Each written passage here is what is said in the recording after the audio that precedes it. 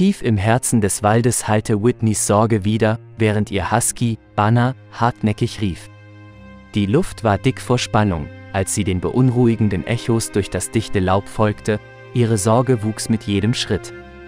Banner war nicht einer, der weit von zu Hause herumstreifte, und sein insistierendes Rufen alarmierte Whitneys Herz. Als der Wald dichter wurde, schärfte sich Whitneys Sinne. Sie bewegte sich leise, ihre Augen durchsuchten die Umgebung nach Anzeichen von Gefahr oder Not. Banners Heulen führte sie durch das Labyrinth der Bäume, bis sie schließlich in eine kleine Lichtung trat, die von gesprenkeltem Sonnenlicht beleuchtet wurde.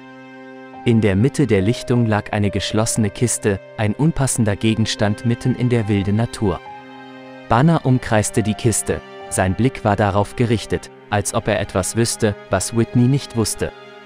Die Kiste lag seitwärts im Gebüsch, als ob jemand versucht hätte, sie zu verstecken, aber dann seine Meinung geändert hatte.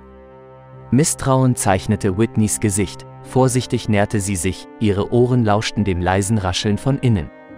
Ihr Atem stockte, als Banner, etwas Verdächtiges spürend, vorstieß und mit einer schnellen Bewegung die Kiste umdrehte.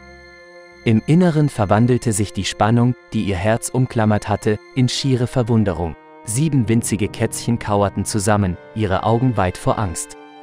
Die einst stille Lichtung erklang nun mit dem zarten Miauen der verlassenen Kätzchen. Whitneys Verblüffung wandelte sich in Ungläubigkeit. Ihr Haus, in einem abgelegenen Ort am Waldrand gelegen, schien ein unwahrscheinliches Ziel für jemanden zu sein, der eine Kiste mit Kätzchen zurückließ. Wie hatte Banner davon gewusst? Fragen wirbelten in ihrem Kopf, und ein unheimliches Gefühl der Verbindung zwischen dem Husky und der verlassenen Kiste entfaltete sich vor ihr.